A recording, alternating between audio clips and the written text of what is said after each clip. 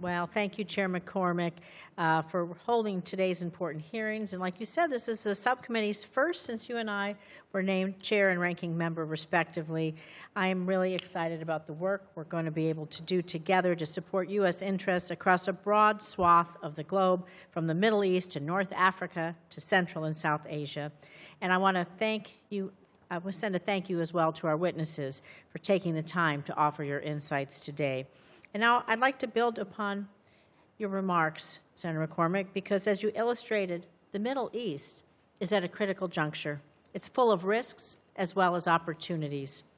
How we engage in the region in the coming weeks and months has the potential to alter its trajectory for decades to come.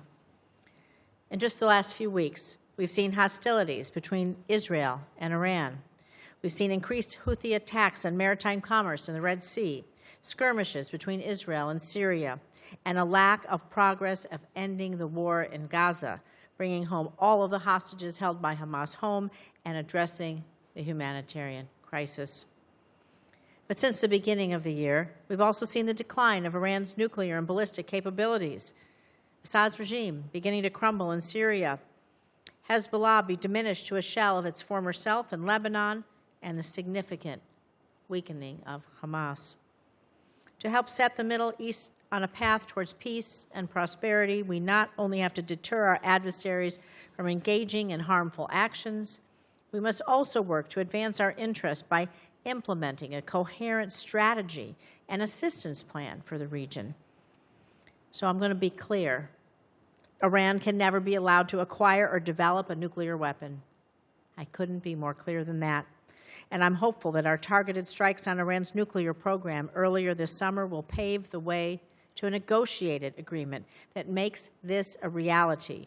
But it is critical the administration works hand in glove with Congress on what comes next. We must also ensure that terror groups, especially Iranian proxies, cannot operate freely and threaten stability in the Middle East. And so to that end, I've led bipartisan efforts to freeze Iranian assets, tighten and renew sanctions, and integrate air and missile defenses throughout the region. But we must do more to bolster regional stability and deny extremist groups the instability frankly, on which they thrive.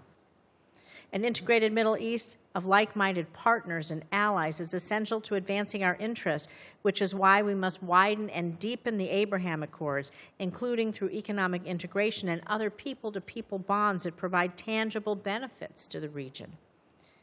In Gaza, Hamas remains an impediment to peace and poses a threat to both Israelis and Palestinians.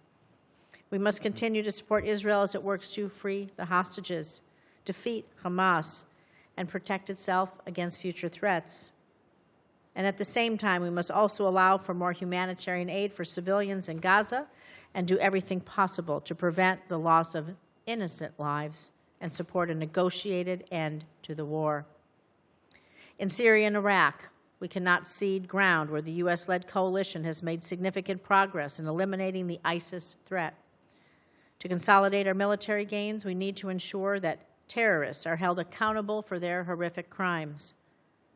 We must also make sure that there is a thoughtful plan for reintegration and rehabilitation of individuals from Al-Hol and Al-Roj camps.